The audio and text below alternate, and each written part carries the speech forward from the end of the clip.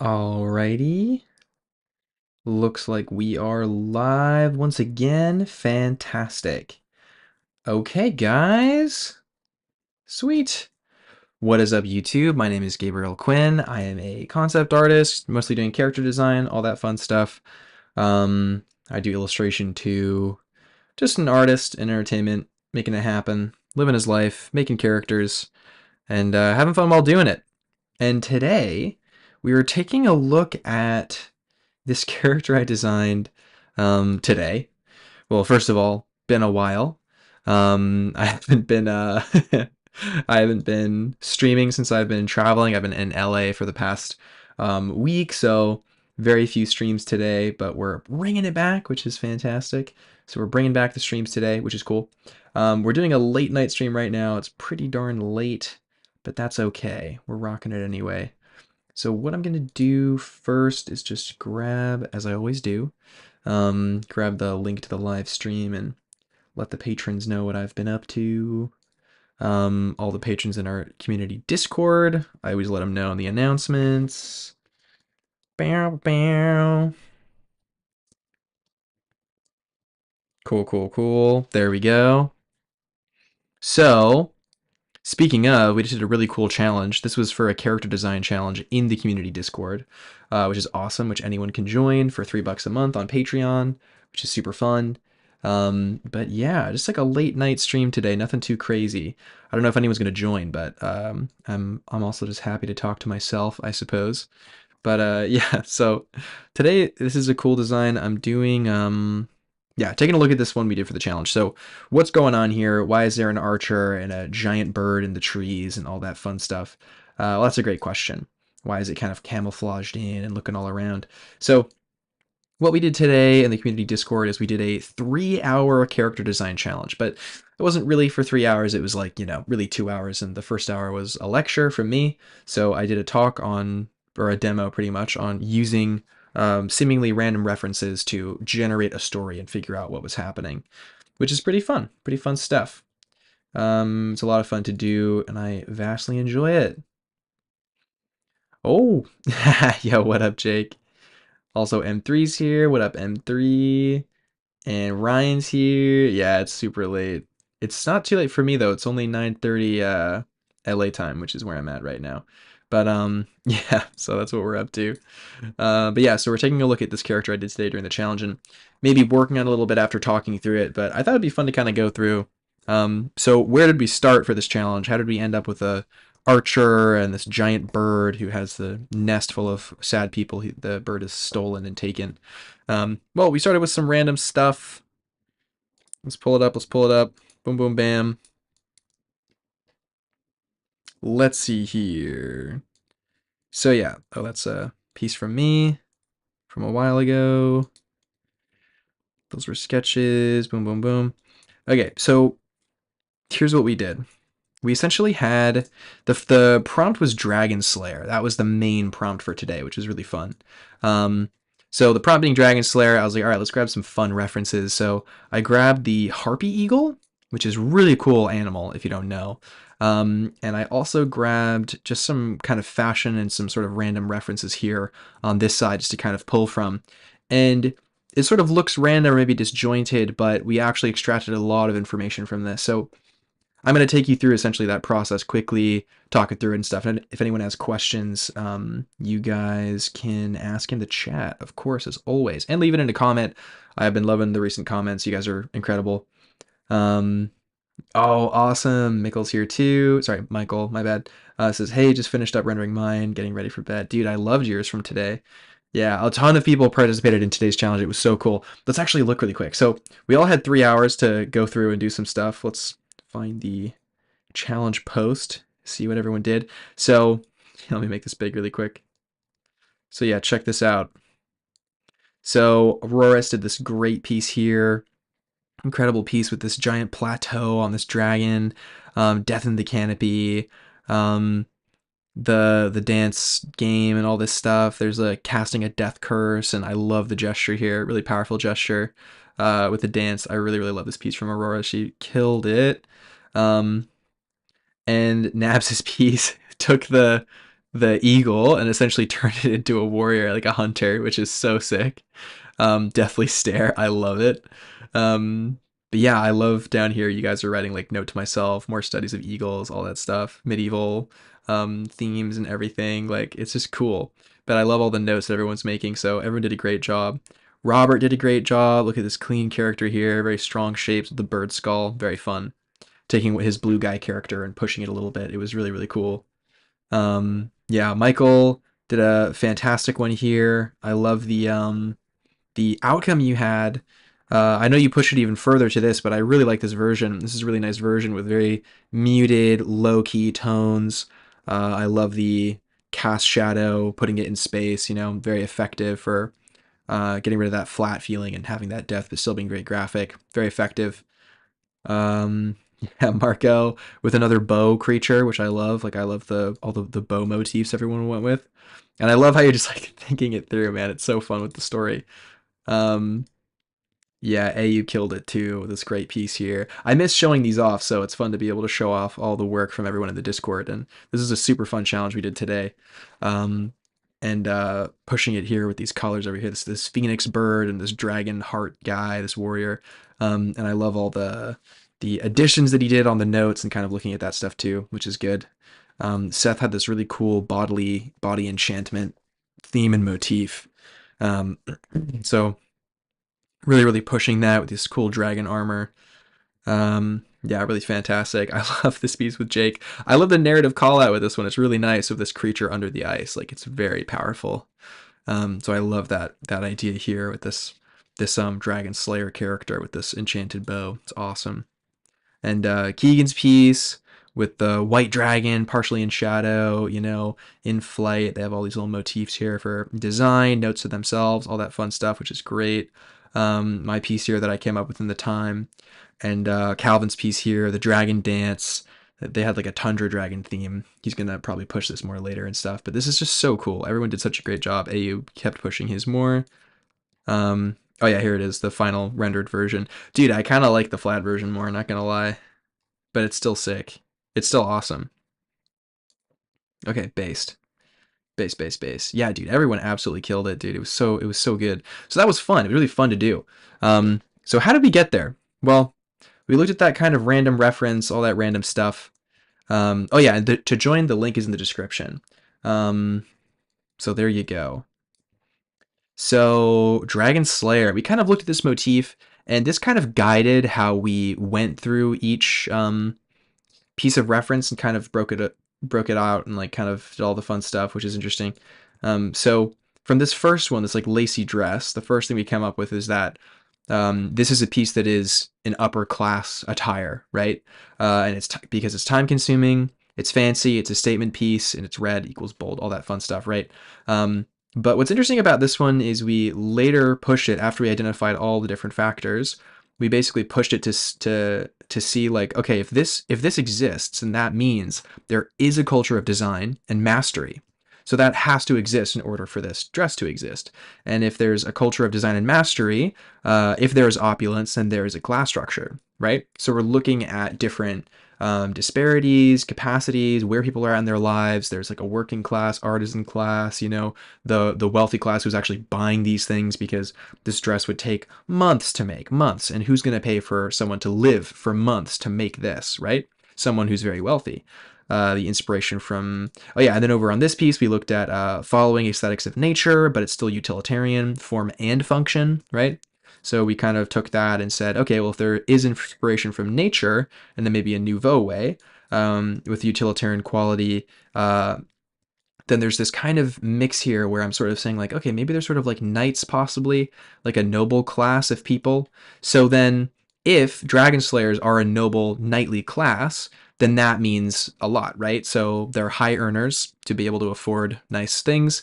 They have prestige. They contribute to the cultural narrative. So then what is the cultural narrative, right? If you have a class of nobles, then they have to perpetuate some kind of narrative in the world. So what is the cultural narrative?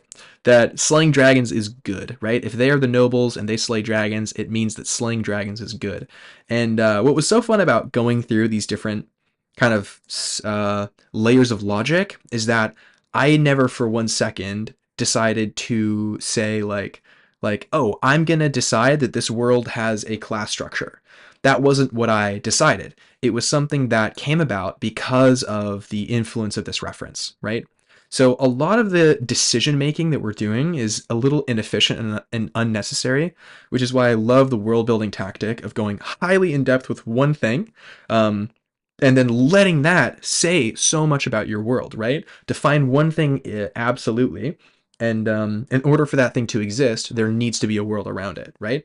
And then what is that world? It's what we're finding out here. So if slaying dragons is good, that means we have multiple possible outcomes for the culture, right? So maybe the culture is kind of like evil and perverse with its desires, like it wants to, you know, hunt rare exotic species. You know, I'm thinking like Imperial British Empire, you know, like going out, taking everything they can get. They don't care about anything, rah, rah, rah, rah, all that fun stuff. Or the dragons are evil, which makes them good people. The dragon slayers are very good and noble if the dragons are evil. Or the dragons are highly valuable, and it's more of that kind of like hunter-esque thing of because of their wealth, they've become a noble class. They've bought their noble class, right? And the last one is dragons are a menace, and that's kind of, you know, probably the easiest route to go, where essentially then it's kind of like, oh, who's going to save us from the dragons, right? Also, also, welcome Auroras, who just joined. Let's go. This is perfect timing because I just got back from D&D. Awesome. Let's go. Let's go. Cool, cool, cool. We got some late night viewers here. Nice, nice, nice. Okay, cool, cool, cool, cool, cool, cool, cool. So then on the other side, we also looked at some notes from here. Like this guy, you know, he's cold, worn out, jaded, disillusioned. He's a flag bearer, possibly, who knows? Explorer vibes, protection from the elements, experience. You know, we wrote some notes down here. In the final, we didn't end up using a lot of this, but this whole section here became very important. Over here, we have the harpy eagle, which, if you are interested in the zoology of harpy eagles, definitely check out some videos. They're really interesting. But one thing that came up is that they have this method of hunting where they announce their attack and they wait for their prey to react and then they decide to attack. So it's like a very unique thing about these eagles. And that's just biology. I didn't decide that. So then we kind of already know that the dragons are very smart if they're based off of the harpy eagle, right? So knowing that, and again, like I wanted to keep it pretty grounded because we've become pretty desensitized to dragons. Like they're kind of just big lizards that we are supposed to be afraid of, but we kind of know there's only so much they can do and they only do so much stuff. It's like kind of weird. So in any case, we took all that information here. They're a raptor. They're beautiful predator. They're haunting and strange, and this almost looks like a person, kind of like this has thoughts, right? It's kind of freaky. So in any case, King of the Canopy, which is great thing that Aurora's brought up when we were looking at it.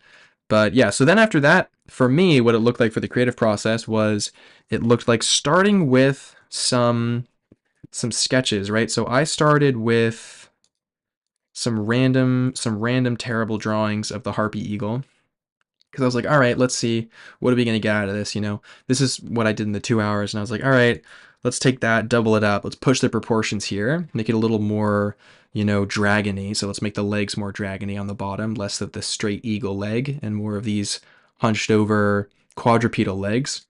And then I pushed it even more, gave it some fingies. And then I came up with this looking down image where the bird is looking down at you from above using its big sound dish feather thing, right? It's so cool.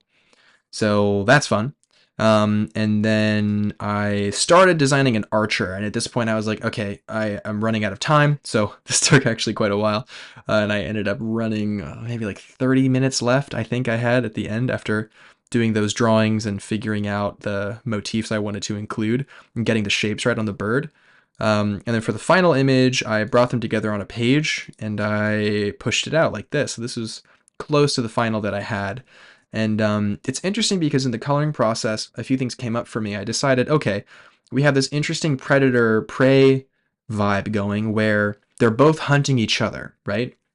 And that's interesting because that creates a dynamic. And I like this idea that the bird blends in with the canopy above when it looks down, right? So the pattern of the leaves behind mirror the pattern of its feathers. It's like it's grown up in this space. It is the king of this world, right? So when it looks down, it just blends in. And if you didn't know any better, it would just fade off into the background and it would swoop down and eat you before you knew what was happening.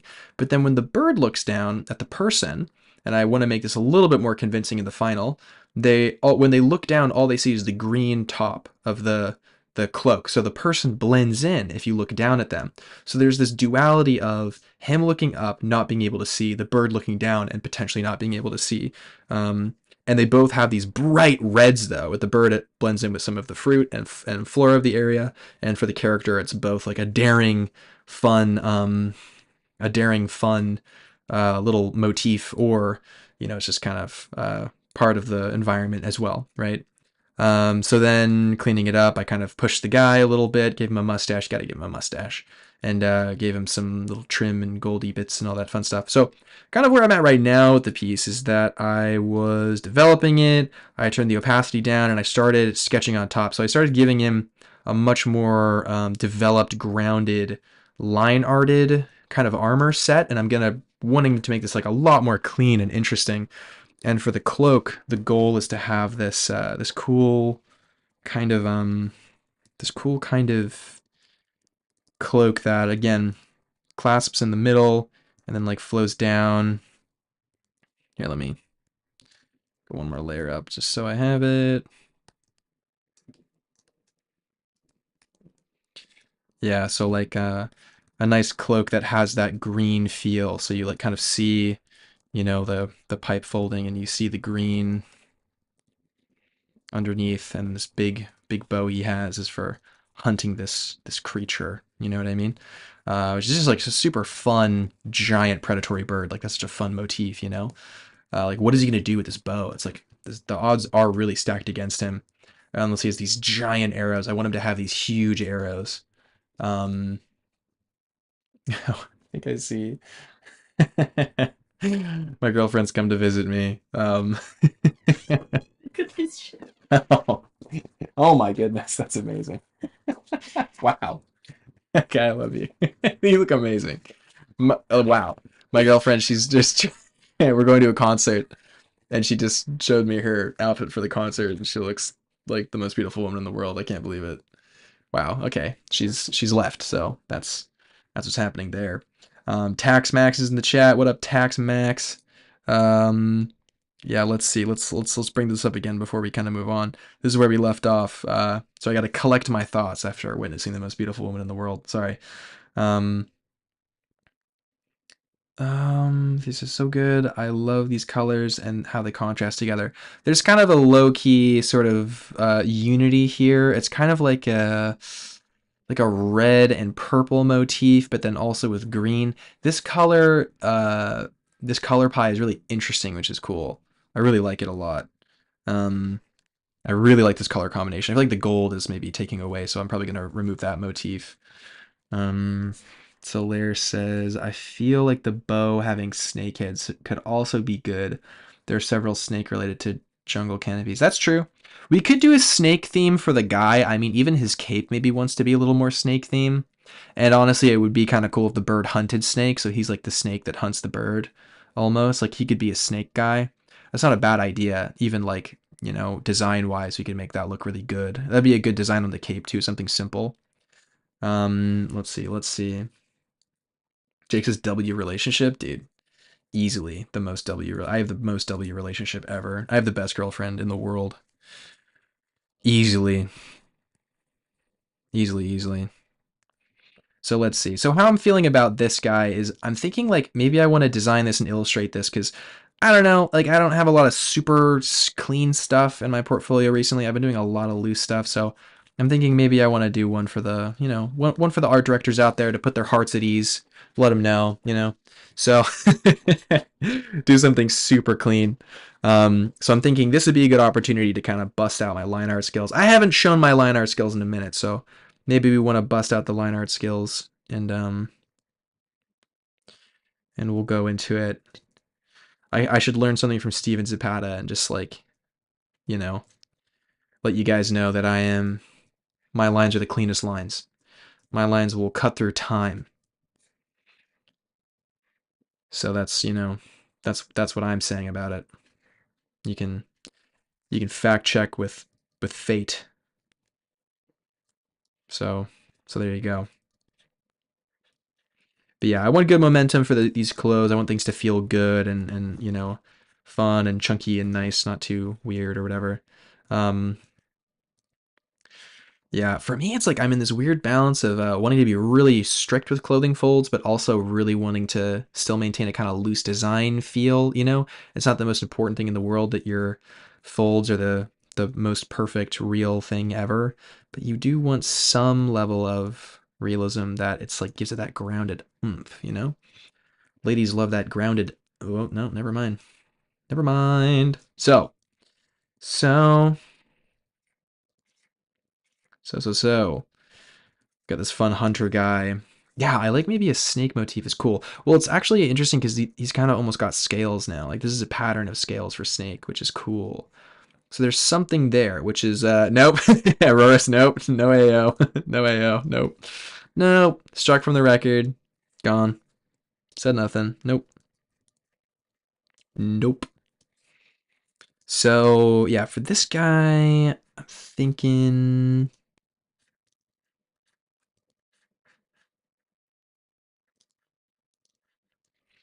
I like this flat, kind of strange kind of you know, now I want to make things a little more angular for him. I want to almost give him that sort of snake-like face now.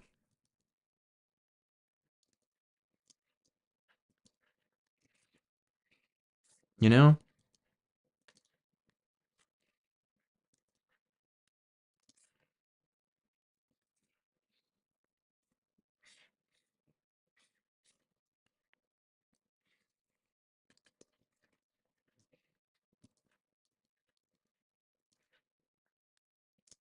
Hmm. That's what I was thinking. And then the dragon vibes come in with the character, not the bird. Ooh, true, true, true. True, true, true, true. Duality. He's the Dragon Slayer, more as a title, but he's really killing the spoopy burbs. Oh yeah, he's the definitely spoopy burbs. I mean, Dragon Slayer, when you think about it, it's like the idea of a Dragon Slayer. Doesn't have to be a dragon, right? The Dragon Slayer is very similar to Giant Slayer, except Giant Slayer is even more different because usually giants are a little more adjacent to people, which makes them like simultaneously more evil and weird, or less evil and weird. I don't know. The connotations for giants are weird because they look kind of like people, right? But a dragon slayer is anybody who basically faces like something like is like insurmountably terrible. And it could be a giant snake, it could be a dragon, it could be anything. But it's somebody who faces with horrible, horrible odds a giant beast or anything that's like kind of coming for them. So it's like when you're designing a dragon slayer, it's like, yeah, you can just make it a dragon, or um, you know, make it kind of any other creature. In this case, it's a giant, huge predatory bird. Giant old, big old predatory bird creature. So pretty darn funky if you ask me. I gotta draw these people more convincingly so people know they're like, oh,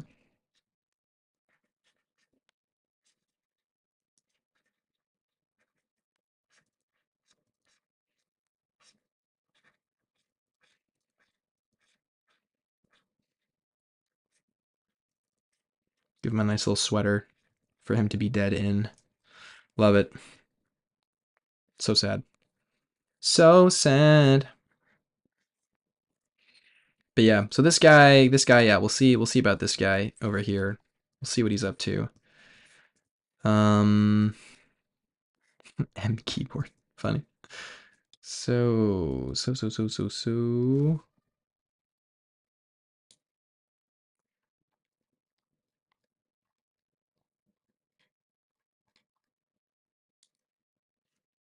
Okay.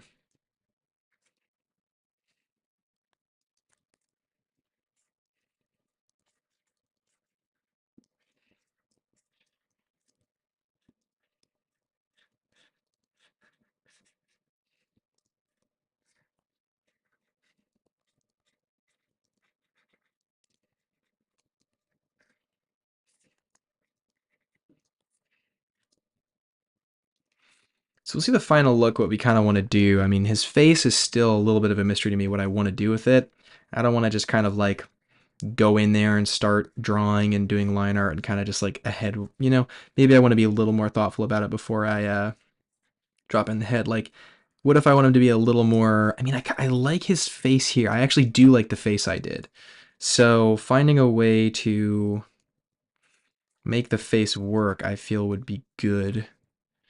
Yeah, let's see. How can we make this work?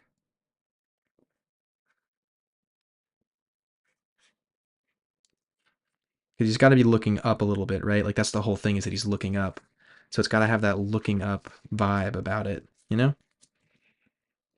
But yeah, it's cool kind of how you can figure out the world based on some limited parameters and have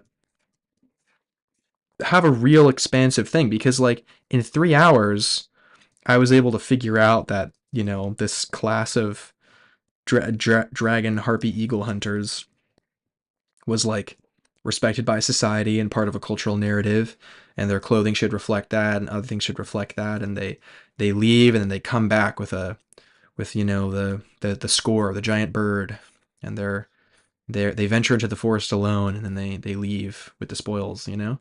It's just like a very interesting cool thing, which I like it a lot. So it's fun to be able to just in a day, you know, if you want to do a piece or you want to do whatever, to really let a lot of the reference do the work for you, not put yourself put yourself in a position where you're doing more work than not only you need to be, but more work that would end up being worse than if you were to really let the reference guide you.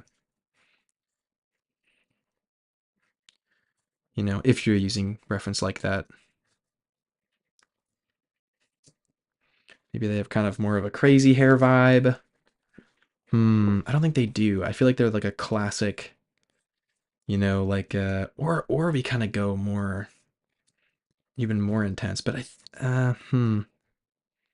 tough. This is a toughie. This is a tough one. Hmm. The little world building bits are actually so important. I tell people that a lot about writing too. That's true, Aurora. It's so true. You have to start asking yourself questions about your world and ask, um, this happens, but why? Yeah, it's so true. Andrew Larkin says someone on YouTube said in a video that he uses the term dragon as a classification of danger. A beast that is terrifying, has destroyed villages, and if they still live, will destroy them more. Yeah, yeah. Exactly. It's true. Slicked back hair for contrast, bird feathers being kind of out there. It's true. I mean, contrast on that level we could do. I kind of like want to give the character a bit more edge, but how? I mean, the outfit in and of itself, it's kind of like not doing a lot for the kind of like maybe hunter vibe. It's more of like a soldier vibe. You know, that's kind of the vibe I'm getting from this line art that I'm doing, which is fine. You know, like that's okay. But is that what this guy needs to be? You know what I mean? Hmm. Interesting. Jake said you could always cover it up with a cool snake helm and do a face bust call out where he's holding his helmet later. That's so funny. Ugh, yep, that's almost what keeps me from world building. I just want to draw cool characters, but it also helps when I give them a story slash world. Yeah. Oh yeah. Dude, it's you always want to draw cool characters. We want to make this guy cooler, I think. Like I like the padded garb, like it's interesting. I like it in theory, like as a motif. But maybe actually, you know, we got some time tonight and I think we could maybe do something. Yeah, well actually no. I don't have that much time at all. So, what do you guys think? Do I stick with this or do I just kind of just like send it on another variation? I feel like I could just send it. I mean, who's saying I need to complete this is clean. This is super clean line art. I like it a lot, but maybe for another thing potentially. Right? Right. Okay, well, let's just finish this and then we can do another one if we want to, right? Because there's multiple hunters who hunt these eagles. This isn't the definitive last drawing I'll ever do for this project, so I don't know why I'm so stressed out about this, you know what I mean? Um, So yeah, let's just send it on this. Let's do this. Let's do this angle. He's looking up. He's looking up this way. Yeah, there it is. He's turning his neck. His chin's out. He's got these big ol' mutton chops. Yeah, that's what he's got. He's got mutton chops. I love that.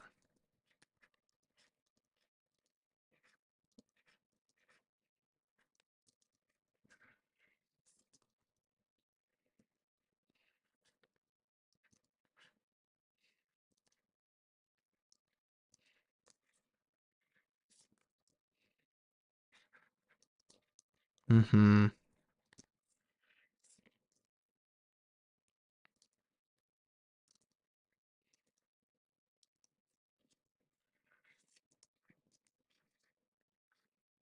Where's the anti-hawk chihuahua gear? That's so funny, dude. That's funny, Tax Max. Good one. Good one. Or it says nothing stops one of my characters from having the exact same build and personality as the black and red edgy gaming PC.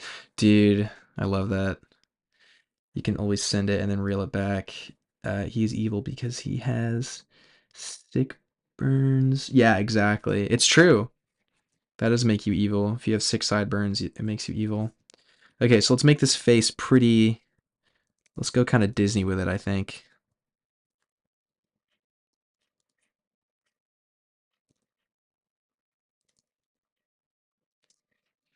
By Disney, I just mean you can see their big eyes from this far away. Even though realistically, it would be like a weird couple of lines of being like, that's an eye from this far away. You know what I mean? Ah, maybe we do that. Maybe we don't Disney it. Yeah, let's not Disney it. Let's make it a bit more grounded. Keep it grounded. I like it. He's giving what's his name from Sword in the Stone, the the mean knight that Wart is squiring for. It's giving that guy with this like pose. I don't know why. It just is.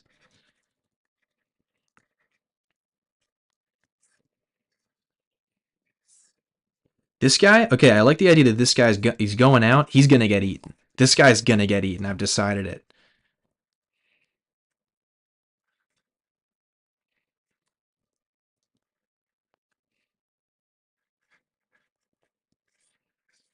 This guy's collateral.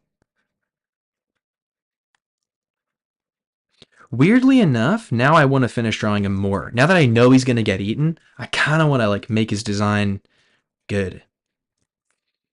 Like he's the guy who's gonna show you how dangerous these things are. And he's not even gonna be a bad hunter. He'll be a good hunter, but he's gonna get wrecked by this bird. Like utterly just destroyed by this bird.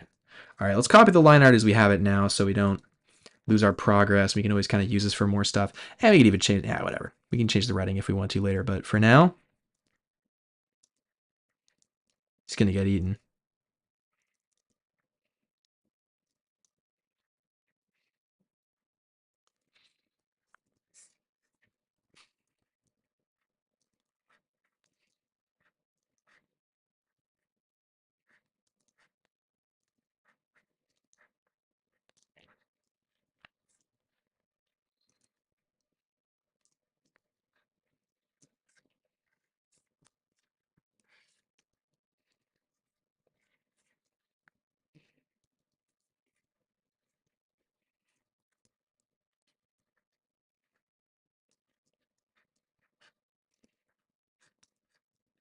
All right. Let's see. Let's see. What do we got going on here?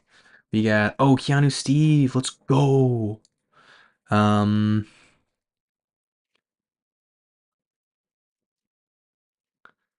he's not wearing the anti-hawk chihuahua gear. That's why. Yeah, that's why he's gonna die. Gosh. Keanu C says, "Hey Gabriel, I see you've changed your schedule. Yeah, dude, just letting you know, I am I'm in LA right now, so I'm streaming in the nighttime. This is the time I have available. I've been spending time with a lot of wonderful family, a lot of time with my girlfriend. So, just kind of in the holidays in a different spot, not in my studio. So my schedule is definitely different for sure, for sure, for sure, for score. Um, Jake says, my parents. At 60 years old, playing everything like it's the early bird special bedtime for Jake. Aw, dude, good luck, buddy. Have a good time. Have a good time, friend. All right, let's see. What do we got going on here? I'm always so slow on stream. Like I work like probably like 60% slower on stream than I do off stream. It's just just want to talk to you guys. It's fun. Go for a bit longer. I'll finish the line art in this guy and do some color blockouts, and then we'll go from there.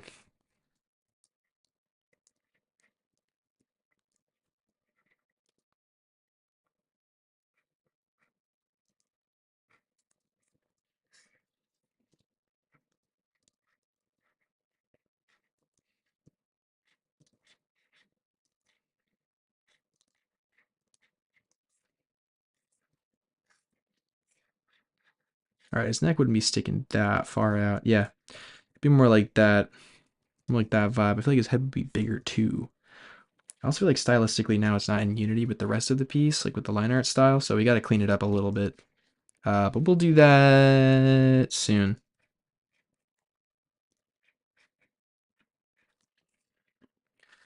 He needed some eyebrows too, I think.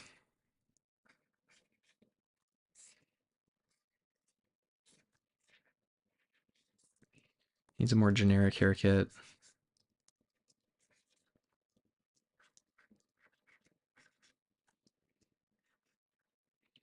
Yeah, he needs the blockhead haircut. Yeah, there he is. Here he is. All right, all right. And remember, this guy's going for gold, dude. If he does this, he's gonna be like a hero, dude. He's gonna be able to buy like a mansion, live out his days, you know. He's gonna be cruising. So this guy's really wants to capture this bird, dude. He's betting his life on it. Also for prestige, he thinks he's good enough. You know, he's out there. He's like, I'm gonna hunt this apex predator, dude. He's like, from my father and his father before him and his father before him, all hunted this big bird. So now I'm gonna do it too. I bet there's even like people who like fake it. Like they say they went out and did it, but they didn't do it. Like they hired another hunter. So ooh, that's a cool idea. What if there's another hunter that got paid to go do it?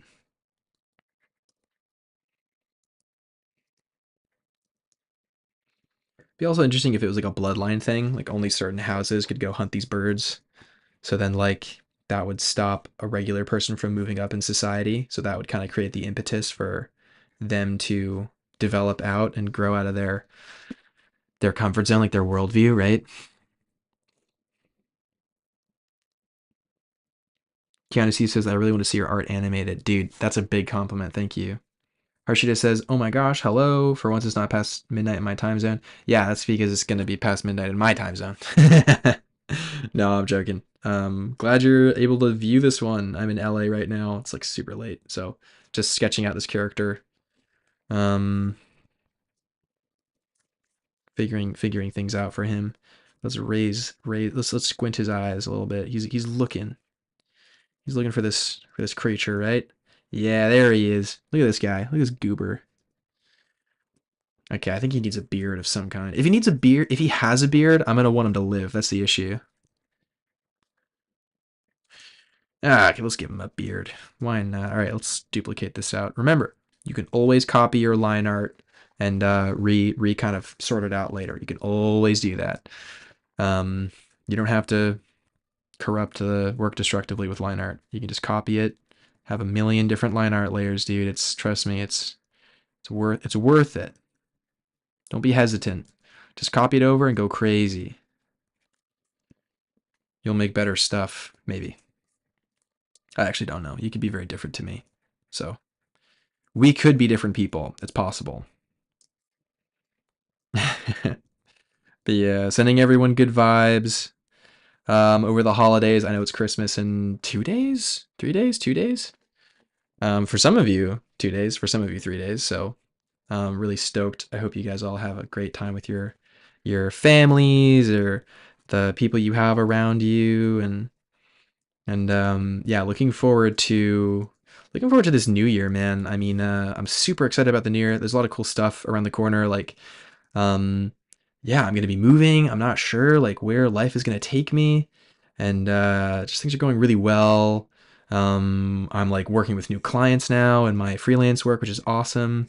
My character design course is happening in February, which is really cool. February and March, there's a new character design mentorship program that I have that's running in February and March, which I'm really excited about. I think I made it available on the last one. Um, but yeah, no, so that's cool. That'll be really fun.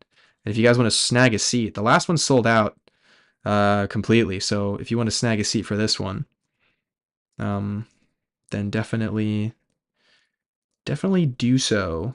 I think the link is in the description too. Yeah, it's a really great opportunity for anyone who wants to take their character design to the next level on any level. Even if you're an early professional, it's like perfect for you. If you're, someone who's wanting to take your art to the next level and be more serious, it's good for you.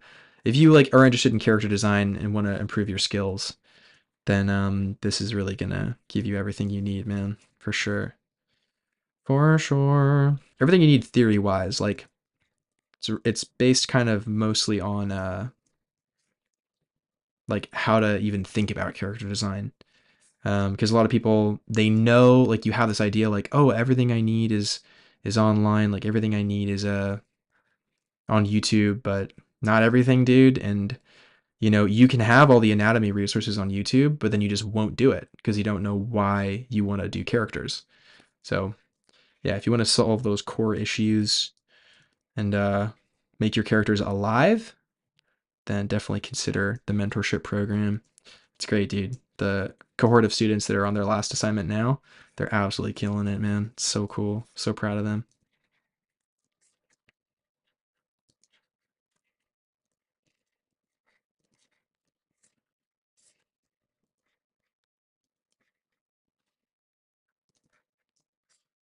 Alrighty, so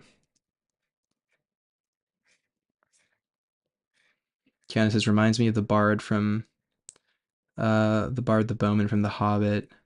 Guy who killed Smaug. Yeah, that was a cool sequence. I actually like how they did that. In the book, I think it was just wasn't it just like a poem or something, or it was like very. They didn't really give him a lot of attention. But in The Hobbit, he was cool. Like I liked the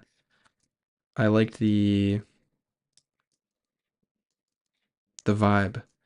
So Aurora says I highly recommend the course. Oh, awesome. Yo, thanks, Aurora's. Very cool.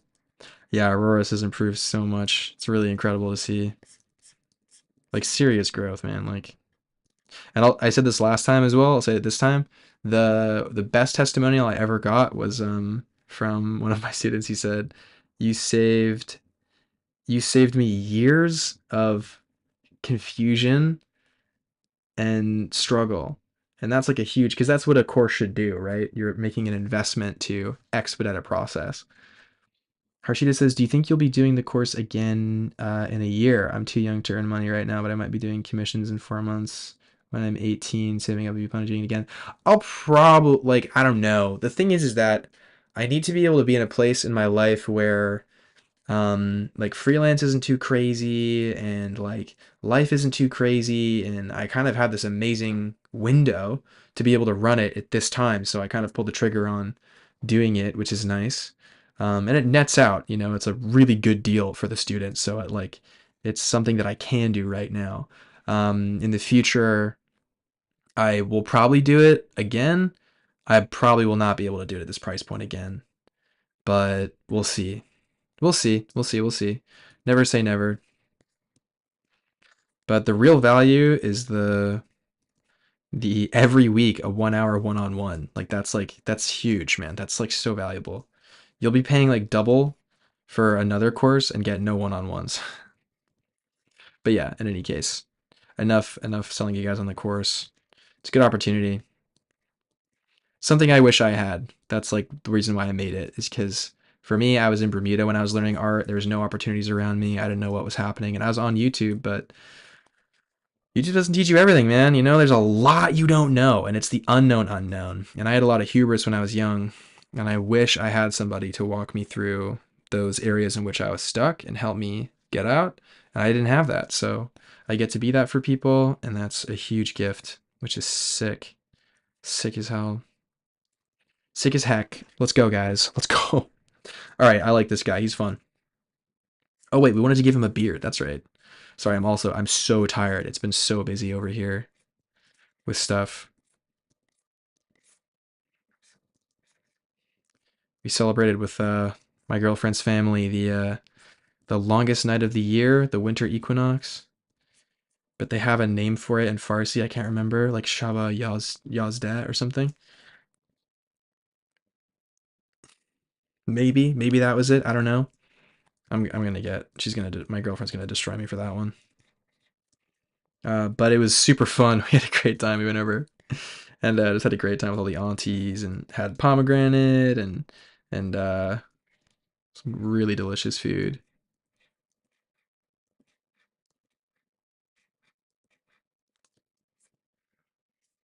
Really good. I love Persian food. It's so good. So good.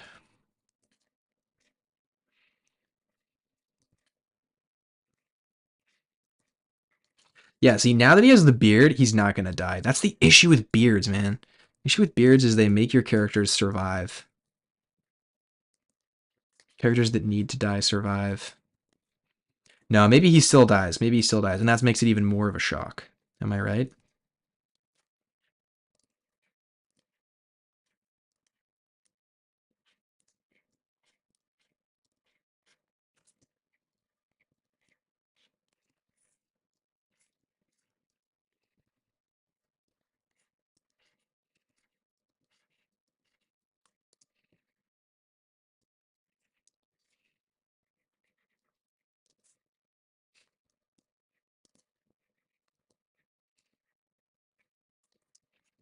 Hmm.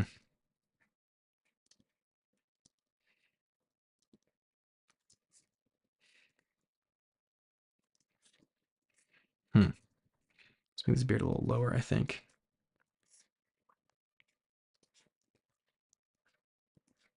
Yeah, look at him. Dude, he's such a little cutie now. Look at him. He's a little bow archer, hunter, little cutie guy. Look at him go. Incredible. Amazing.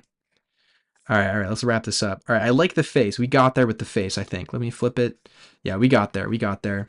See, guys, you can just keep pushing it, man. Just keep pushing it. So what we did here is we gave him a more stoic expression, right? That leans more into the reference we were using anyway. More of a stoic guy. He's kind of proud of what he does. Like, he sort of understands that it's, like, maybe overglorified, or he knows the hype is the hype. So that's, like, a whole thing, you know? But... But yeah, let's see. Let's see. Hmm.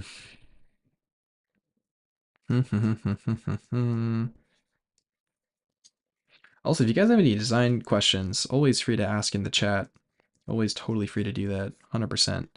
But yeah, I also want to make sure I'm maintaining the vibes, because like from the actual outcome that I had, like I really like this outcome and the colors and how bold they were and the simplicity of the design. So I want to keep the simplicity and stuff and the shapes pretty bold.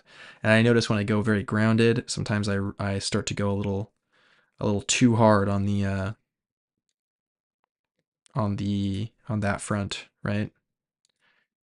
Want to make sure we still leave some room to have the pushed shapes and everything, which is cool. Oh my gosh, my girlfriend was so beautiful. I want to go hang out with her, but okay, I'll finish the stream.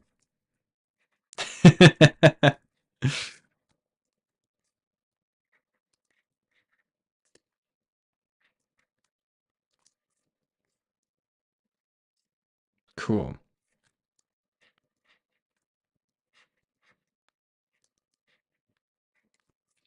What do you guys think? Is this guy gonna die or is he gonna live? I think maybe he's starting to live, maybe. Or maybe he's like training somebody and then he's the one he like sacrifices himself so like the trainee can live, or it's like training gone wrong or something. You know, something like that. I don't know.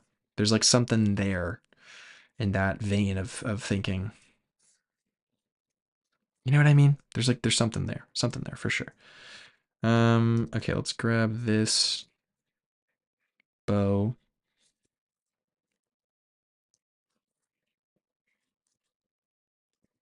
Turn it.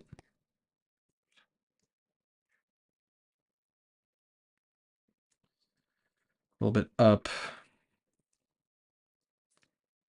I want to give that like compression, that compound bow feel, right? That really cool compound feel. I love the look of those incredible like compound, like the Turkish bows. Oh, they're so cool.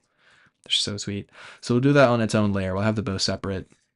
So we can maybe even just have it as a call out if we want to later, just like let it be its own little call out. So we'll kind of fit this together like Tetris, like we'll illustrate it so it kind of all fits together, but I think we'll have the cape separate too. So we can have all of them separated on a page, have it be really aesthetic and nice. Let that just be what it is. So we'll see. We'll see. We'll see.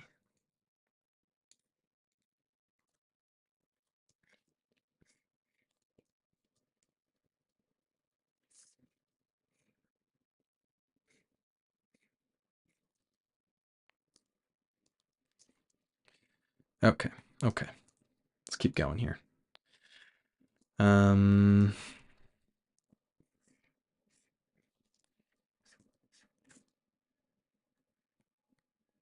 Hello. There we go.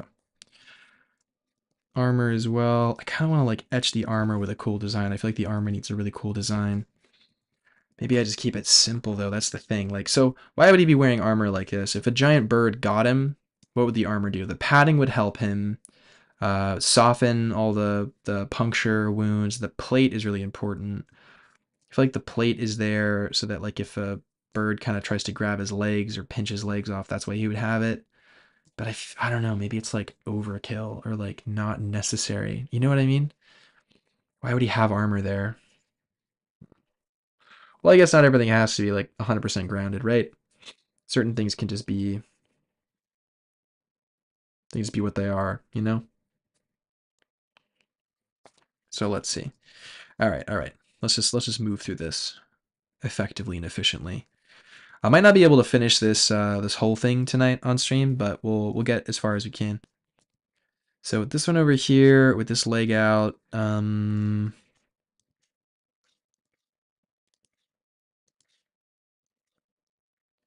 yeah, let's just do the classic boot. So kind of how the armored shoes work back in the days, you'd actually have a shoe, like a regular shoe.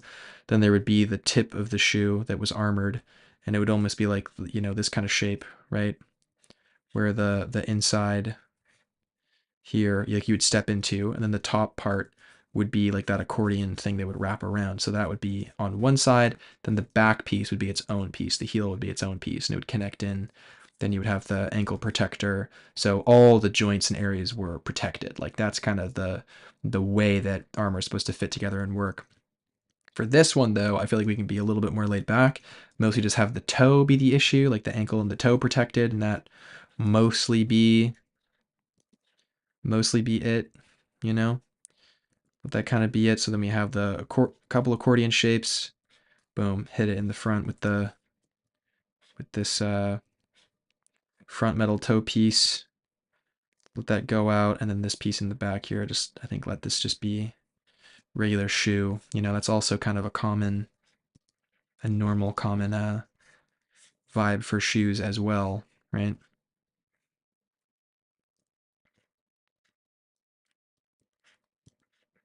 Used to be more flat for this pose. Like it can't be this turned down. Something about it that's not right. Like with the planes.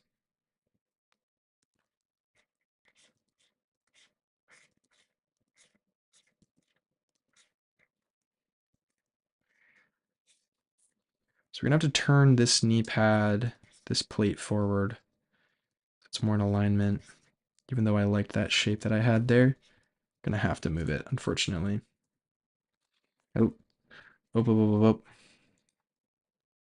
whoa, whoa, a lot of messages. Actually massive. I see no worries. Oh, cool, cool, cool, cool, cool. I want to see if my keyboard works, but if it doesn't, I recommend the course. That's so. If you American note, Bakur, what are you saying? What is happening? Yo, Colin's here. What up, Colin? Andrew Larkin. He said, but what if you just give him some scruff? I could have just given him some scruff, but I like it. Beard. It's fun. Beard gives him superpowers. It does. Rip the mentors. Rip to the exactly. He looks like his death would be. He looks like his death would be tragic. Beard gives him extra health points. It's so true. He gets wounded but not kills, loses a leg or something. Yeah, that's a good point. He wouldn't get killed. He'd just get wounded. Man, I love how much you thought you put into this stuff. Oh, you gotta really think about this stuff, man. Everything designed is so deliberate. I'm literally fighting for my life to fix this keyboard. That's so funny. Hilarious. Hilarious. Yes. I hope you get your keyboard fixed. Yeah, I know. You gotta think everything through in design, man. It's kind of just the way that you gotta do it, you know? Really is just the way.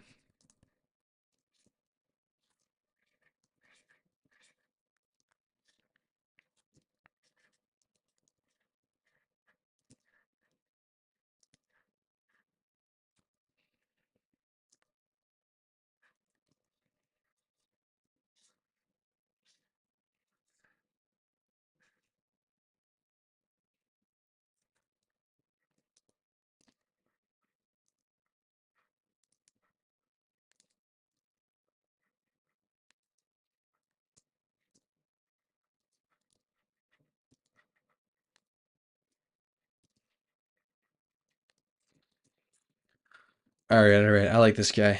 This guy's nice. He's cool. He's cool. I like him. This hair's too much. Yeah, there you go. There you go. Minimal.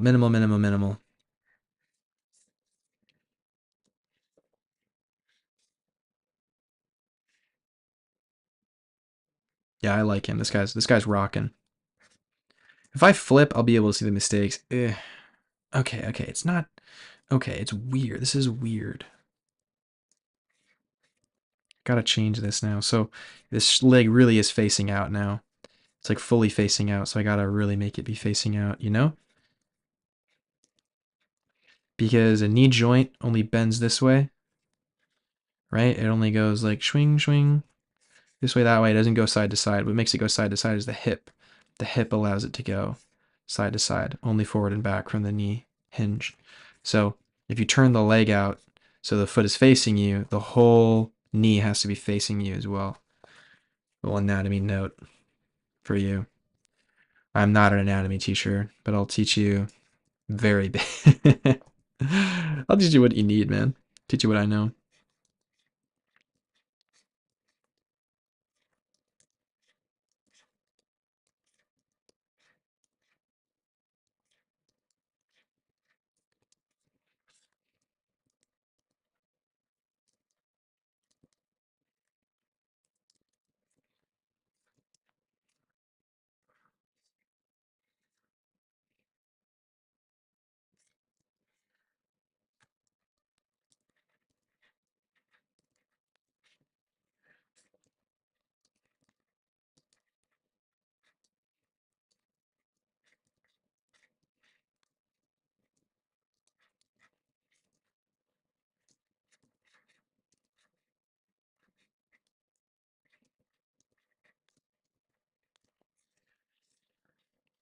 Cool. Okay. I like this guy. Maybe we give him a little bit of a wicked little. Turn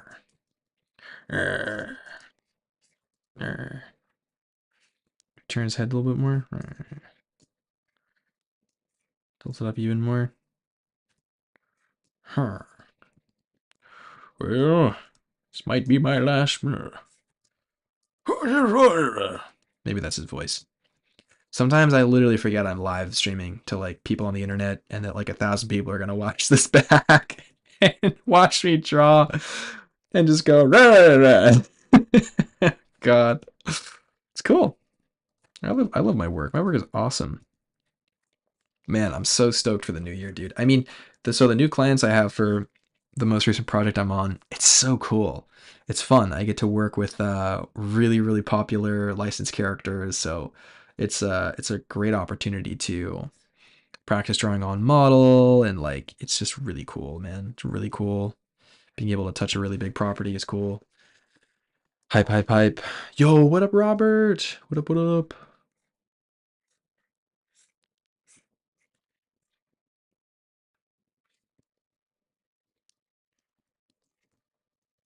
Okay, but I like the head how it was before. Yeah, that's working. That's working.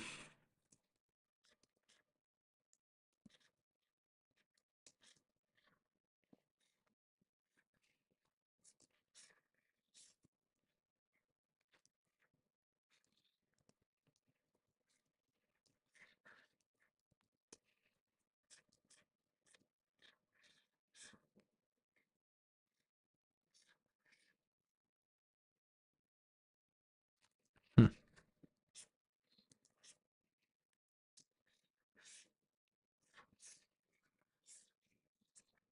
Yeah, this is gonna have to do for him, I think, for his stance. Pretty, stiff, but he's a stiff character, so it works, I think. All right, all right.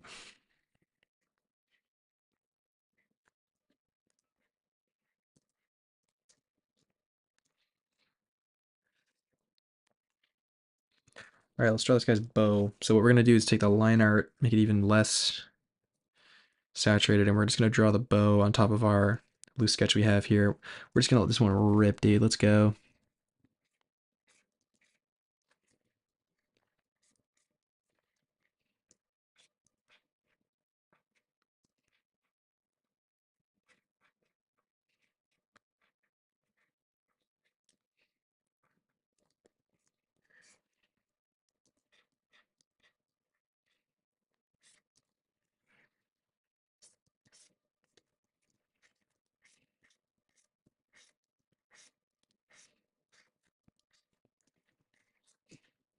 Hmm.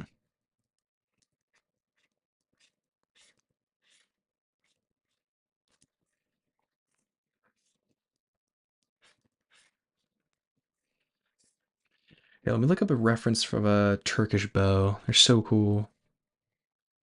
Your keyboard got stuck in edit macro mode. Oh no. He looks very straight laced to me. Yeah, he's pretty straight laced, pretty gruff guy, you know? Um,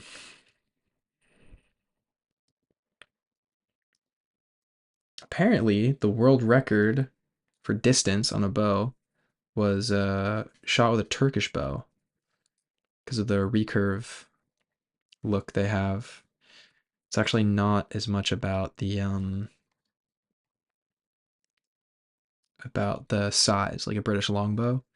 It's not about the size. It's about what wood you have access to, what methods you have access to make it, but it's all about the tension and the actual power. Um,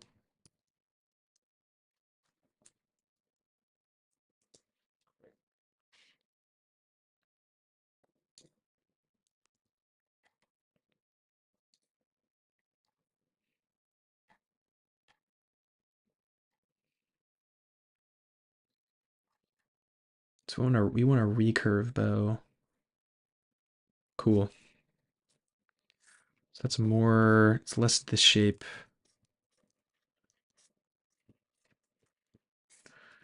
more just the actual shape. And they're kind of in the jungle, right? So it's like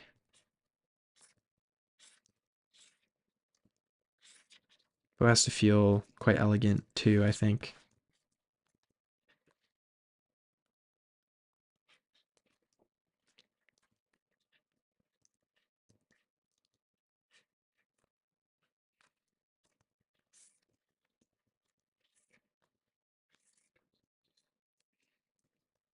Yeah, that's feeling good. That's feeling better. The other one was feeling a little too like fantasy-y, kind of like I just didn't believe it, I think. I think my intuition was that I didn't believe it. And when you have a really strong intuition about that, you really got to follow it. If you're like, ah, this isn't feeling right. This bow is it's too much. Like he's so like caricatured and on it. I can't let the bow be like the thing that breaks believability, you know?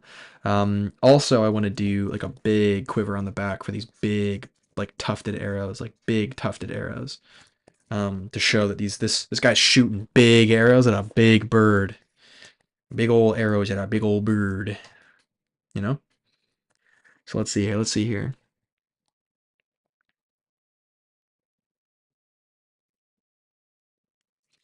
Um, Kennedy says, care to spill the beans on the character you will be working on, or have you signed an NDA? Oh, buddy, I signed the NDA. If I, dude, if hell no, I absolutely cannot talk about it. No, dude, it's a big one. But it's fun. It's an illustration gig, you know. Get to draw, get to draw some fun characters. But but yeah, no, I can't. I cannot spell. I will I will I will go to jail. Right to jail. I don't know if any of you guys will get that reference.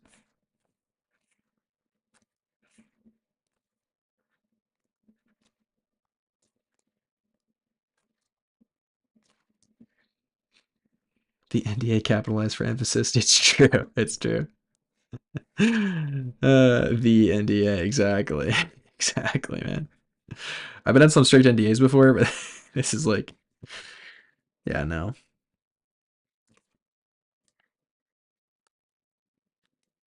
Yeah, thought they won't find my body after this NDA. You know, if I break this NDA, you won't find me.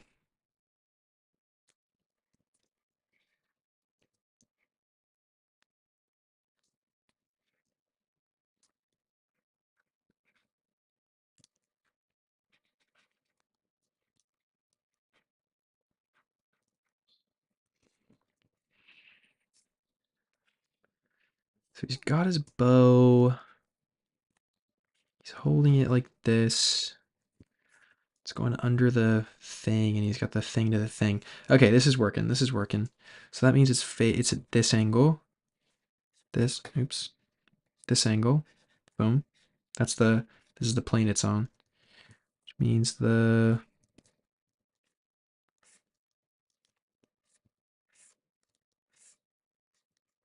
front piece here, blah, blah, blah. Dude, I wish I could talk about it, but I wish I could show you guys the sketches, dude. Great energy. But client loves it so far, which is sick.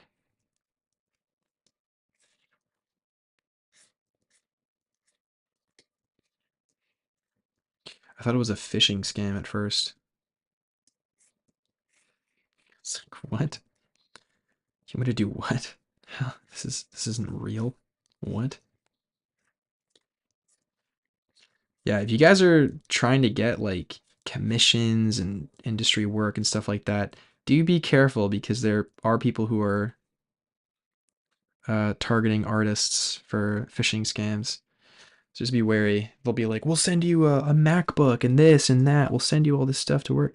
So if you guys receive any solicitations like that from randoms, then be wary. Be very wary. Hmm. Yes. My buddy almost got by one of those. It was like a close call. So I remember that, and I'm like, oh, friendly PSA, friendly PSA.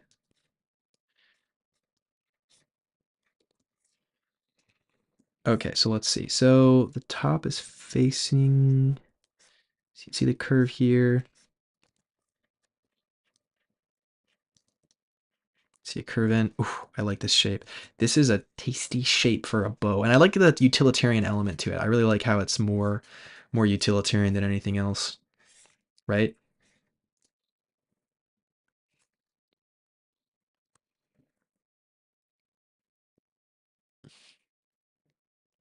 Right to jail straight away. It's true. How do you know if it's legit? Inquire, safely inquire. Aurora says I have a template. If they don't follow the template, ooh, that's good. That's a good one. I have a website I do commissions through. That's good. That's good. Bunch of scams. Yeah, dude, the NFT scams. If you guys get any NFT scams in your Instagram, just run for the hills, man. Yeah. Nice. Okay, Plenty says, by the way, I wanted to thank you for sharing your reference image breakdowns from earlier during the challenge. I never thought about really breaking things into their most simplified essences. Dude, it's such a valuable practice, man. Learn that and more in my character design course. That's a joke. I'm joking. Unless. Could it be you? um, yeah, for sure. Then catching them to create a new treasure of ideas. Now, that now makes sense to build and explore. It just made things so much easier on the mind. That's the thing, dude. Because like people approach world building, they're like, "Oh God, how do I design an economy?" You're not designing an economy. You're not, you know, you're not one of the great thinkers of our time that will set the precedent for Western economics. Like that's not you. You're an artist, and that's probably you're going to be happier doing that than being an economist, right? But what you do is you then go, okay, from what I know about the world and what I know about the world that I'm building, this economy would take place in this world based on the necessity and logic from what I know of my world, right? Because people operate this way, they'll be operating on this kind of economy. It's not like now you have to design a currency system for the world, right? Um, Unless you're Tolkien, then you design everything forever.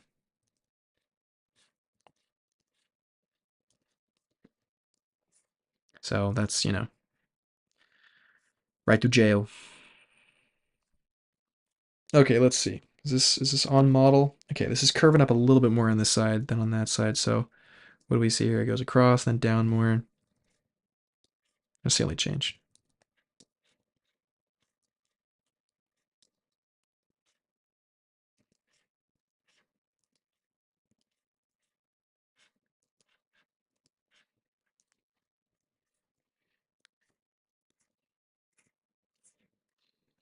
Oh, I'm fighting every urge to like curve these into a spiral. I'm like fighting every urge to do that. I might still later. I might. I might. Unless someone can stop me. No one can stop me.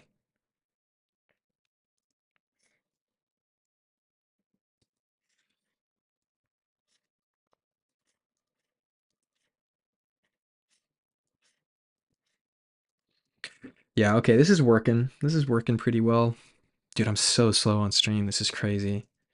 Okay, that's fine. So we got him. We got his bow. I like it. So here's what we do. We have the asset for the bow now. We can kind of build on that later, whatever. I'm going to title this, um, let's see, asset, bow, just so I know. And then for the actual piece, I'll bring this back up to 100%. And what I'll do is I'll mask out on 100% for the costume. So I'm not deleting the line art. I'm just deleting the elements that I have here. Um, the parts that the bow would cover. And then for the bow, I would mask out where the hand would be overlapping on the handle. So, and also the string would go behind the arm here. So that's how kind of you integrate an asset like that, because now I still have the line art here, so I can basically like be like, oh, and also the call out is over here. Like if I had a page, I could just accordion and extrapolate all these elements out separately, then put them all together again so you can see the information clearly. That's like, you don't have to do that, but it's just kind of a cool thing to do if you want to. Um, Aurora says it's so awesome to see how similar drawing mind mapping is to what I do internally for world building. It's been really helpful to see your process. Also, being slow on stream is normal. Talking, explaining makes things slower. Yeah, for sure. Thanks for the reassurance. Appreciate it. So we're almost done with the sketch though, and then we'll wrap it up for the night. It's almost 11 p.m. My goodness.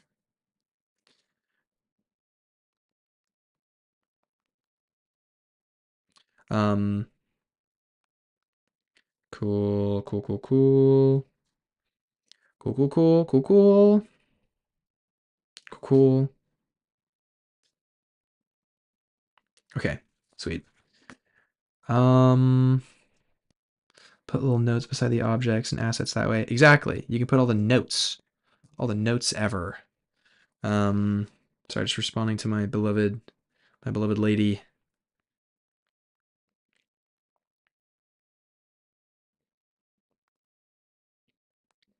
Cool.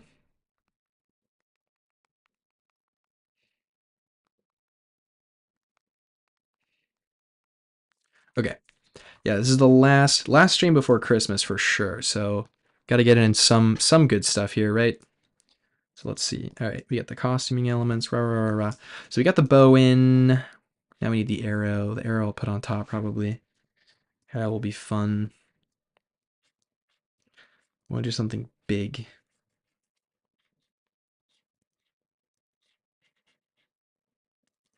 So we just command a lot of the space of this piece of the drawing. Let me think. Pull it out over the other side, pull it back. You're aligned. You cross it over, and then you pull it back. So it's going on top.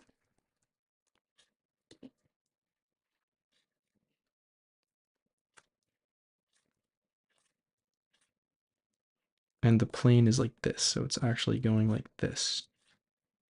Yeah, baby. There she is. Boom. And the arrow's gonna be like a brutal arrow, like a big old like bing. Something like wild, right? Something super intense.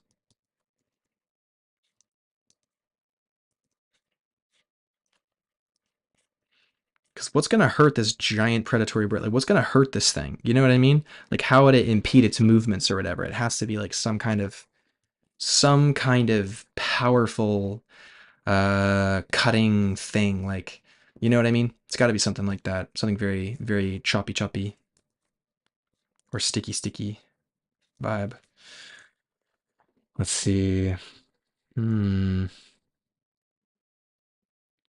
hardest part of being an artist is drawing lines. Oh, you think so? I like line art a lot.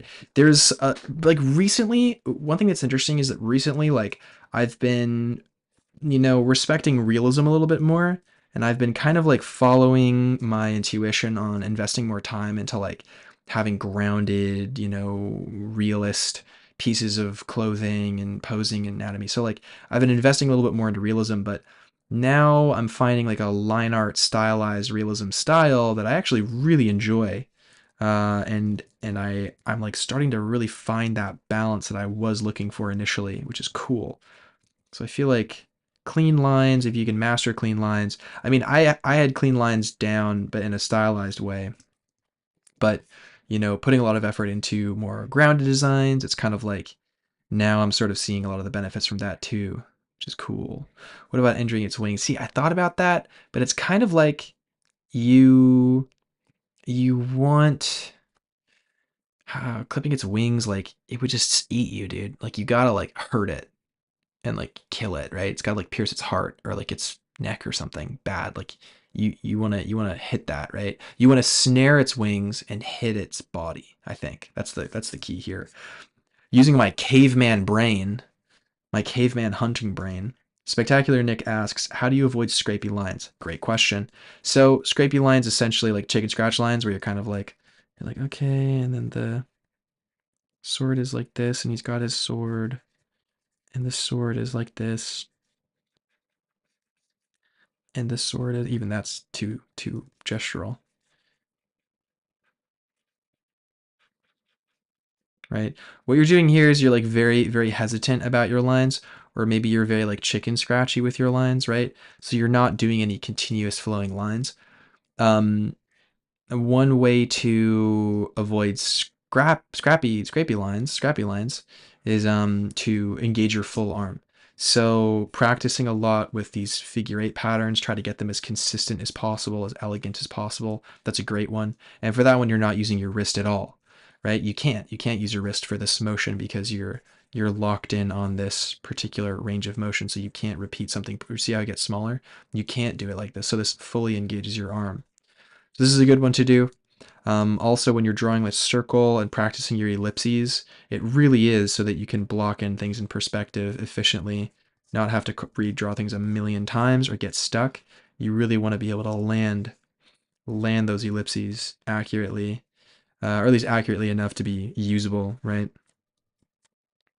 So yeah, so that's one way to avoid scrapey lines, scrappy lines. Also, when you're doing a line, right, you want to engage, do this full line, and when you want to continue that line, let's say, then when you continue that line, you're picking up from where you were and you're continuing the flow, right? You're lifting from it and you can kind of edit it in together so you have a cleaner look for that line, right? But you really want it to be as seamless as possible. Ideally, you're able to do things in one lines, but yeah, using more of your shoulder and your elbow, right? You're fully engaging your arm. Try wearing a wrist brace and only drawing with the arm, your shoulder and your elbow. Sir Collar says, would shaky hands also be improved by using shoulder? Oh, 100%. Shaky hands, weirdly enough, shaky hands, like for artists, drawing on glass is going to be annoying, but drawing on paper, a lot of guys in my family have shaky hands, but a lot of them are artists. Like my grandfather was a career artist and he has shaky hands and didn't become an issue. Even for me, when I draw, my shaky hands aren't a problem, but when I hold them steady, there's a little bit of a shake. I don't have very steady hands. Um, but yeah, shaky hands definitely be improved by using more of the shoulder. Like you want to be, it's a dance, right? Drawing is a dance. It's an artisan art form. When you're watching a woodworker carve things out, it's a dance. It's a gesture. It's elegant, right? So you want to really train your lines to be beautiful and gestural and wonderful and spectacular, right? And one thing I love thinking about is as an artist, drawing like a calligrapher. So even practicing calligraphy can be um, a beautiful practice to improve your drawing, right? Improve your sense of shape, design. Even it's like, if I were to do like my signature, like I love my signature. It's just a fun signature, right? All line, all shape, and it's a lot of shoulder shapes and stuff. I have to wear a wrist brace because I have unstable wrists. Brief shout out to the people who draw on a phone using their fingers. Oh my god, dude, inefficiency. Y'all live in different dimensions. Funny. Spectacular as my username. True. Calligraphy is wonderful. I always thought I was someone who was bad at handwriting and calligraphy, and then I remembered I'm like, wait, I'm an artist. I can draw. Drawing letters is just drawing, you know?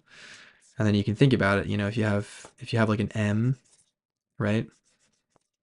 An M is a lot of vertical motion, some horizontal motion, but you're thinking about like building momentum, right? So if, like, a weird kind of crunchy M is fun, or like if you want to do a very methodical M, it's like very strange, but it's a thing you can do. Or if you were to use, a very blocked out sort of re reductionist approach for calligraphy. So like this is an M2. Isn't that cool? So like yeah, you can learn a lot about shape design from lettering and type. Although he still has his fate written above him. He's gonna get eaten. He's gonna get eaten. Uh-oh. He's gonna get eaten. So. Drawing letters is just drawing. Yeah, my epiphany it is a funny epiphany. It's good. It's a good one. Good epiphany. 10 out of 10 epiphany. Whoa, I've been drawing a lot on this layer. No, I haven't. I've been drawing a lot of letters.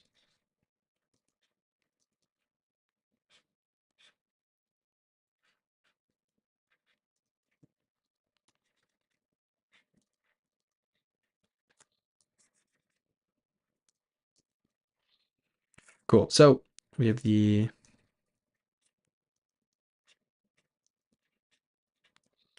the fletchings kind of sketched in here. It's super messy there. I'll fix that later. But yeah, so we have the arrow, the thing, the other thing, the thingamajig, the thingamabob, all the above. And he pulls it back. Rah, pulls it back. Rah, and then just lets it rip. The hands behind the giant arrow is shooting. Rah, and he's going to go zoom, fly through the air. And wah, no. Sad. I can like hear it, right? Maybe there's a whistle on the arrow. It's like a howling arrow, you know, like a distracting arrow.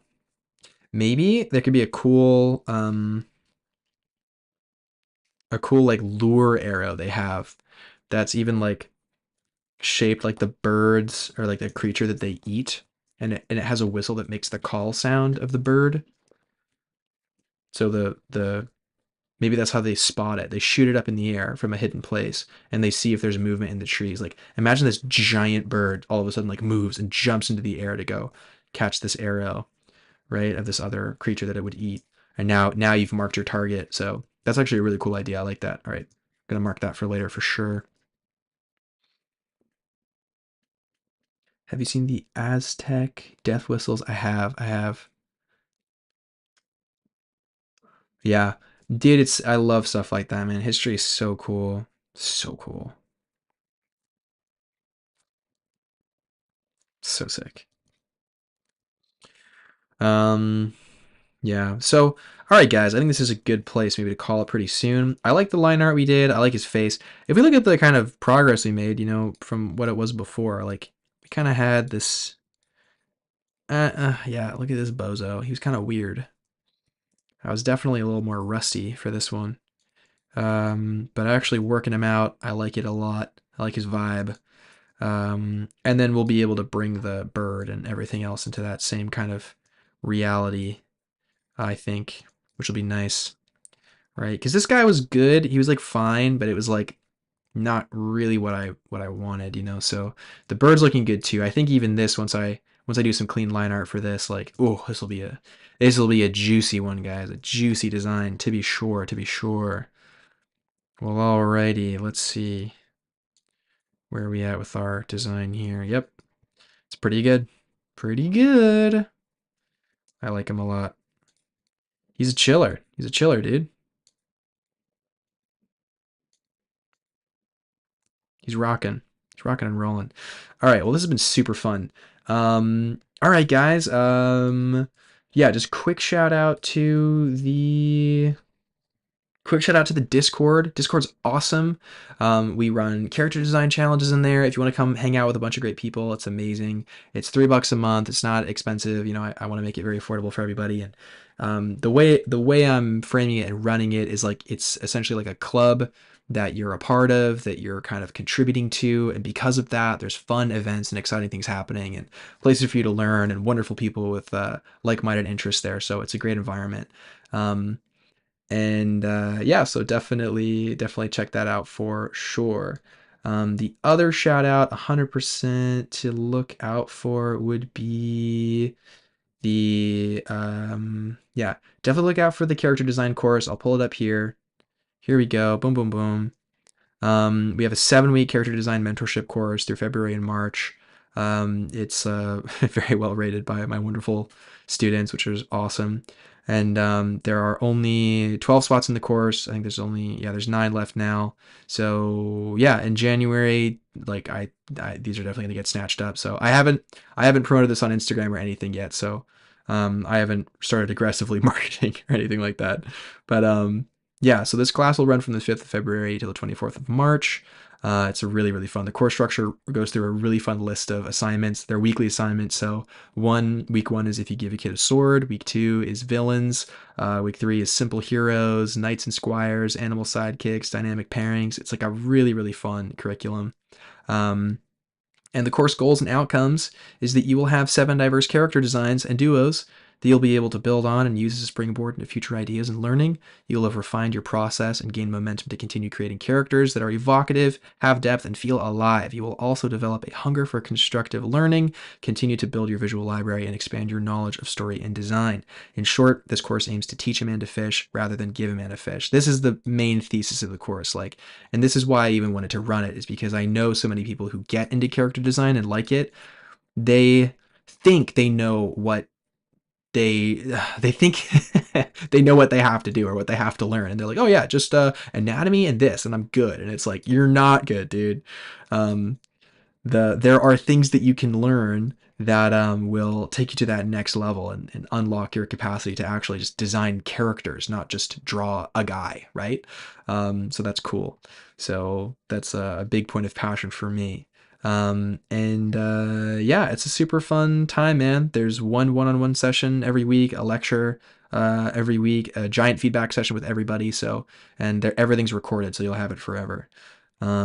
Yeah, it's a good time. Get more connected and informed with the characters you design and the worlds and stories they inhabit. 7-week intensive course will give you the opportunity to create and refine your character design process from the ground up through weekly lectures focused on process and theory, using examples from your favorite shows and games, interactive demos where you will see the design process happen in real time, and assignments that will challenge your creativity and problem-solving skills. You'll gain an understanding of the relationship between character and the larger story they are a part of, the impact of informed world building and research on the character and their design process, and how to know when your ideas are successful. Most of all, this course will leave you with a lasting attitude of joy, wonder, passion, and the urge to bring your authentic spirit back into your work and breathe life into the characters you design. So big shout out to the character design course. I'm so hyped to be running it again, man. It's been such a big success and hugely energizing. So let's go for that, baby. Let's go. Um, all right. Amazing, amazing. Very cool. Um, all right, you guys are sick. Spectacular Nick says, do you do live streams weekly? Do you have a schedule? I usually do Tuesday, Thursday, Friday, but I'm in LA right now traveling for the holidays. So when I'm back in New York after the new year, I'll be streaming more. Next week, I'll be streaming more as well. I'm here for another 2 weeks, so I'll be streaming out of this little this little guest room, which is like, it's like an interesting vibe. I mean, the stream's been okay, right? Like there's been no issues, so it's been okay. Um, do you, yeah, but I do stream a lot, and I am starting to produce more videos now of like tutorial stuff as well, so you guys can learn from that too. Yeah, the Discord is amazing. I love it so much. Great group of people. Mentorship course is so good. Oh, thanks. Let's go. Amazing.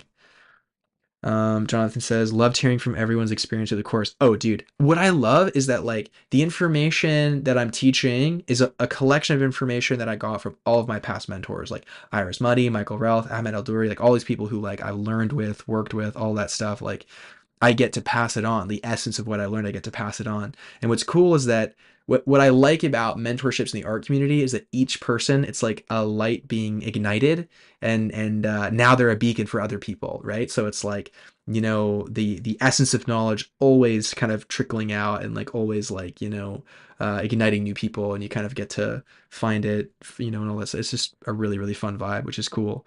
Um, but yeah, Aurora says, it's been so helpful. My gestures have improved so much. Let's go. Fun stream. Good night, y'all. Oh yeah, take care, M3. Um, M3 says, would you ever consider pre-recording videos for purchase? I don't have much time for a full-time 7-week course. Yeah, dude, I mean, the lectures, the lectures are great live because they address individuals' questions in the moment. If I were to do, it's going to be a lot of work before I can release the lectures and like have lesson plans and do self-study. I feel like that's going to be a project for, I don't know when, but that'll be an endeavor to say the least. Um, but yeah, dude, I mean, in the future, I do want to produce more self-study content for sure, but that's like a whole, it's like you need the time to be able to invest and make it, um, so that you're addressing the questions that are not able to be asked live. So it's like that, even from doing the live course, I'm learning about those questions and stuff. But for now, we'll see. The pre-recorded videos, like yeah, that'll come, in the future for sure. But yeah. Oh, thanks, Colin, dude. I hope you have a good holiday as well. Yeah, I'll see you on Discord, Colin. What are you talking about? I'm still around. Just, I can't stream for the weekend for until, I don't know, whenever. Maybe we'll stream Tuesday. I actually don't know if I'm free. Well, we'll see. In any case, happy holidays to everybody. We gotta do the outro. Let's go. Outro. Let's go. We got. Um, we got. Oh, sick! Someone just signed up for the course. Let's go. New Future Pro character design. Let's go! Yes. Awesome. Dude. More more knights in the kingdom. Let's go. Okay, cool. Let's do our wrap up, guys. I'm Gabriel Quinn, as always. This has been super fun, and Aurora said winner. Yo, truly. But yeah, let's no, don't put an ad here. Dude, the YouTube auto ads, it's a lot. Gotta tone it down. Sorry about that, by the way. Valley the Brave expands. Let's go. Yeah, so I'm Gabriel Quinn. I have been Gabriel Quinn this whole time, and I will continue to be Gabriel Quinn. And if you've enjoyed this stream, then consider leaving a like on the video for sure. Please leave a like, and leave a comment if you want to see more content like this, or if you have any questions, ask me any questions. And I like seeing the questions you guys ask because I always try to answer them in the next stream. I know you guys maybe don't have time to watch the full hour, 2 hour long streams every time, but rah. In any case, all of that aside, yeah, thanks for all the wonderful engagement. You guys are incredible. And if you're watching this live, you're a champ. I love you. Thank you so much. And if you're watching this as a VOD, then consider subscribing if you're new. And if you're a returning viewer, you're great. You're awesome. And you're awesome if you're new too. I'm going crazy right now, so I'm just gonna end the stream here. Love you guys. Thank you so much for being cool. And I will catch you on the next one. Cool.